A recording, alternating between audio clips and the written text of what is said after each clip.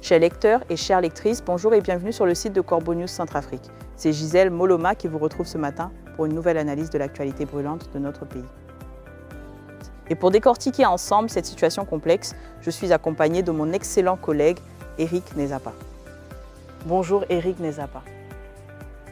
Bonjour Gisèle Moloma, ravi d'être là.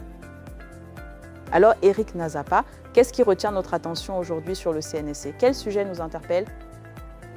Eh bien, Gisèle Moloma, nous allons nous pencher sur un appel retentissant, celui de Ferdinand Alexandre Ngandé, l'ancien dirigeant de la transition, qui, pour faire court, constate que notre pays est dans une impasse totale et propose une union sacrée. Une union sacrée, Eric Nezapa, voilà qui promet.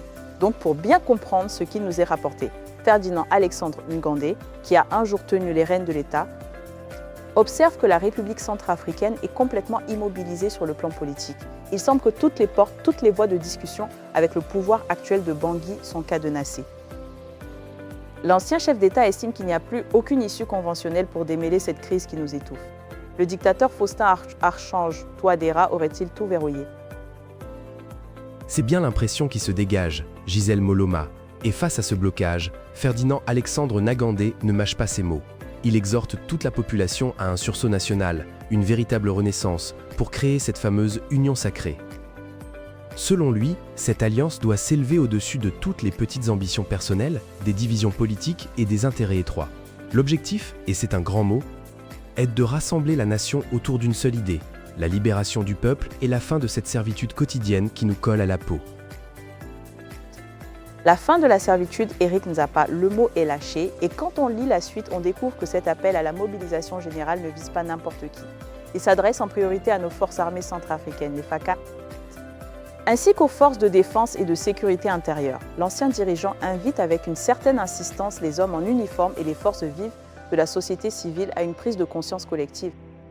Pour remettre d'aplomb les fondations démocratiques, on comprend bien que ces fondations actuellement sont plus que bancales, elles sont inexistantes.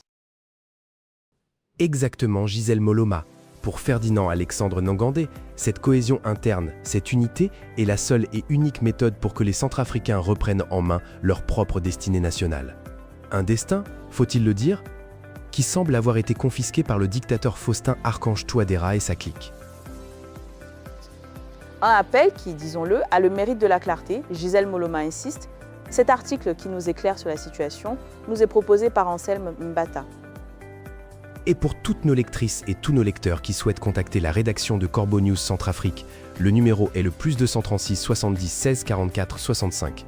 Merci de nous avoir suivis et à très bientôt.